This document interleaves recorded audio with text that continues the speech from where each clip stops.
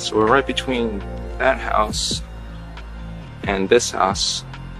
We're renting this half of a house. Ping pong table, computer. Go to the other side of the office. There's Larry, CEO of Google. Say something, Larry. Hi. It was a small company run out of the garage of Susan Wojcicki, who is, interestingly, the current CEO of YouTube. Simply from recognizing the value of organizing information on the web, Google managed to grow from a few tinkering PhD students to a formidable giant that now owns over 90% of search and carries out over 8 billion search queries per day. For 2 decades now, Google has been the undisputed king of web searches. The term Google has been synonymous with searching for information. Need a recipe, or a movie review, or just settling an argument with a friend? You can just Google it. With a net worth of $1.15 trillion in 2022, they seem unstoppable. So what exactly could make a massive company like Google panic? So much so that they issued an internal code red. Well, it's OpenAI's ChatGPT, of course. With Microsoft's plans to integrate the AI system into their search engine, Bing, Google Search may face a serious threat for the first time in its history. Could this be one of the biggest technology story arcs in history? While making this episode, I kind of felt like we're at the beginning of an AI war. So in the following, we'll learn what Google might do about the situation. They're actually already fighting back, and we'll get into that. And we'll also see why exactly ChatGPT is such a threat to Google's central business model. Let's take a look. You are watching ColdFusion TV. When to transform just about every industry, including education, ChatGPT passed the U.S. medical licensing exam, the bar exam, and got a B on a Wharton MBA paper. A conversational chatbot capable of responding to any query in a human-like manner always seemed to be a technology of the future, for the masses anyway, until ChatGPT. Following its release, ChatGPT has garnered huge attention from around the world. To give you an idea of the scale of this moment, ChatGPT has been the fastest app in history to reach 100 million users. It's taken just 2 months, whereas TikTok took 9 and Instagram 30. A rapid adoption rate is a classic early signal of a disruptive product or technology. A couple of months ago, we took a deep dive into ChatGPT. Since then, it's been updated and is better than ever. However, as I previously stated, it's important to know that it's not perfect and may sometimes give bias or outright incorrect information. If you want to see that episode on ChatGPT and to OpenAI's views on the future of these systems in more detail, the link for that episode can be found in the description below.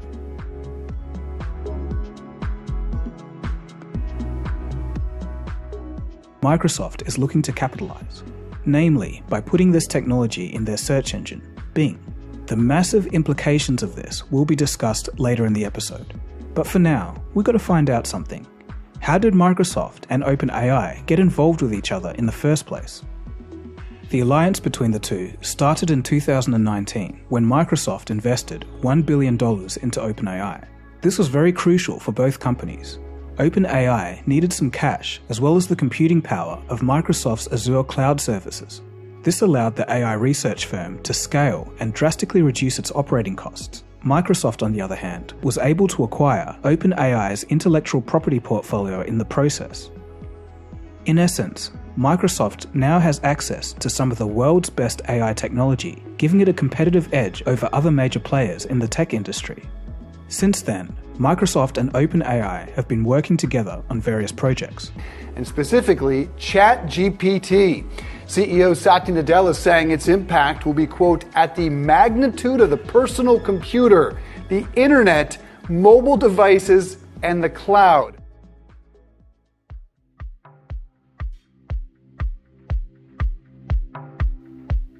When Microsoft made the bombshell announcement that they were integrating ChatGPT into Bing, Google was in shock. An emergency code red situation was declared, and I could imagine the frantic meetings. One Google executive told the New York Times it was a make or break moment for the company. But wait, This is Google we're talking about, the company with far and away the world's leading search engine. They dominate 90% of search queries. Microsoft, with their dinky little Bing, accounts for only 9% of worldwide desktop searches in 2022. So why is Google panicking? Google is looking at what might happen in the future and not what's happening today. Chatbots are not new, but the level of performance seen by ChatGPT definitely is. The thing that sets it apart from the Medicore chatbots of the past is that it's a generative pre-trained transformer, or GPT. In plain language, it just means that it's been trained on billions of parameters and petabytes of text. This training allows the system to generate new text in a way that mimics the understanding of a wide range of queries and can respond accordingly. ChatGPT, or the inevitable flood of AI assistants, has the potential to revolutionize how we interact with search engines. Microsoft could see this as well, and that's why they've been betting on OpenAI and its technology. For a second, I just want you to stop and think about it. If an AI-powered search engine gave you the specific information or answer you want in a concise manner, but you could also ask further questions and drill down into the details that you want, this would be revolutionary. You don't have to click through a bunch of links and waste your time. Right now, if you want a specific answer, you have to Google what you're looking for, get a bunch of results that may or may not fit, and if it's specific enough, you end up going to a forum anyway and searching through all the answers there. In this AI-powered search engine world, the answer would already be synthesized for you, and this is because the AI has already crawled through the whole web and read it already. And I think this is where AI-powered search will excel the most. For very specific problems, just this implication alone is huge. Obviously, if you want to know something political or something that could have a slant or bias, that's another story. It has Google shook a little bit, calling a code red, and there's a good reason for that. ChatGPT is potentially an existential threat to Google's business because Google relies 60% of its revenue on search, and ChatGPT offers an alternative to search, which is a one-stop question answering shop powered by AI. But this could change the game of search entirely, which is core to Google's business. If OpenAI integrates a ChatGPT-like language model into Bing's search engine, people would just be able to find the results that they need without having to scroll through a flat page of search results that are littered with ads. This may be good news for users, but for a company like Google, it's very bad news. And why is this so bad for Google? Because roughly 60% of their revenue comes from Google search. If the magnitude of this income becomes significantly damaged, it could be catastrophic. Google's business model is centered around advertising. It's been their long-standing primary source of revenue. By charging companies for promoted search links or AdSense links on websites, the company has built a lucrative business model. But it's clear that ChatGPT's integration with Bing has the potential to disrupt this entire system. If that doesn't sound bad enough, the creator of Gmail himself said that ChatGPT will destroy Google's business in 2 years. While I don't think this is the case, because Google isn't going to just sit still, as you'll soon see, it still is interesting that he said this.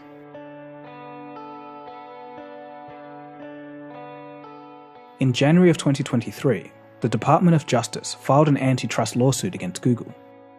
They stated, quote, Google has used anti-competitive, exclusionary, and unlawful means to eliminate or severely diminish any threats to its dominance over digital advertising technologies. This isn't to mention the 12,000 Google employees that were recently let go. This is probably due to higher interest rates and a changing market. But still, all things considered, these are some of the biggest challenges Google has seen in its 20 years of dominance. So it's no surprise that the company issued the code red. But here's the crazy thing, they even sought help from their co-founders, Larry Page and Sergey Brin, both of which had stepped down from their executive positions back in 2019 and have not been actively involved in the company's operations. According to the New York Times, the pair was invited to an executive meeting to strategize on how to integrate chatbot features into Google's search engine. They were also said to be devising a plan for the company's AI operations. According to Forbes, Sergey Brin has requested access into Google's internal code, and he was taking a look at some Lambda code. This could indicate that Google will be using Lambda in their response to OpenAI. When Google calls them the old guard, you know things are getting serious. Meanwhile, Microsoft is going all out. they're going to be investing an extra $10 billion into OpenAI. As part of the new agreement, Microsoft will receive 75% of OpenAI profits until it recoups its investment, and then will hold a 49% stake in the company afterwards. Unfortunately, this is the antithesis of what the OpenAI company originally stood for. If all goes well, this may turn out to be one of the best business deals of the decade.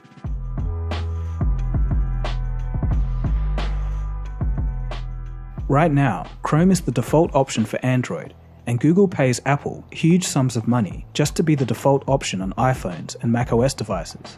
This has no doubt worked wonders for Google in the past, especially since there's been no real alternative. But now that Bing could eat some market share, I think Google will use their default status and dominating market share to their advantage while they hit back. This is how I think things may play out if Google gets their act together. So Google are probably going to rapidly prototype and release an AI-powered search engine competitor integrated into Google Chrome. And because Google Chrome is the default browser for so many, this new tool will gain widespread adoption without much effort, and end up killing Bing AI before it really gets a chance to start. Now I could be wrong, but it just seems like Google has to make a major move like this. It's reported that Google is working on 20 AI projects, including image generation tools, a product for prototype app testing, and even a green screen mode for YouTube creators. One of the most interesting pieces of research is Music LM, an AI that can transform whistled or humming melodies into a certain style which is described in text. So it's clear that Google isn't sleeping. In a staff memo, CEO Sundar Pichai wrote, quote, "I am confident about the huge opportunity in front of us. Thanks to the strength of our mission, the value of our products and services, and our early investments in AI. To fully capture it, we'll have to make some tough choices." And I think that last sentence is key. It seems like Google may be forced to put the safety issues on the back seat and will just start unleashing the AI products. They could turn the playing field around quite quickly. And this is some news just in. According to CNBC, Google is currently testing a ChatGPT competitor called Apprentice Bard internally with its employees. And also, a group of engineers have left OpenAI and started their own AI company, and their first product, Claude, is similar to ChatGPT, but better in some cases. The company, called Anthropic AI, has already raised over $1 billion, and guess what? Google just invested $300 million. Things are really heating up now. But for those of you who are really into technology, something doesn't add up here. Google has been working on AI technology for a long time. Even as far back as 2016, Google CEO Sundar Pichai wanted to make Google, quote, an AI-first company. So how could they be caught with their pants down like this? Well, in a twist of irony, Google inadvertently gave OpenAI the keys to the castle. In 2017, Google researchers published a paper that would silently change the world. It outlined a method of processing text, images, and more. It was called a transformer, and their technique allowed an AI to focus on specific parts of an input rather than having to process the entire sequence. This allows for more effective and efficient processing of language data. So in a way, it was this groundbreaking work from Google scientists that later led to the development of OpenAI's ChatGPT. The problem for Google is that they moved too slowly, and this was due to safety concerns, and rightly so. Such a large company has a lofty reputation. An offensive or misleading AI would be of high reputational risk for Google. In general, even though AI language models feel very human-like, they occasionally produce illogical or outright false information. And due to these reasons, Google has released nothing publicly. But the unavoidable consequence was frustrated researchers, so some of them have left to raise money for their own AI startups. That being said, Google does have several language models for internal use, the most famous of which was Lambda. This language model made headlines in June of 2022 when a former Google engineer claimed it was sentient. While that may not be true, it was certainly sophisticated.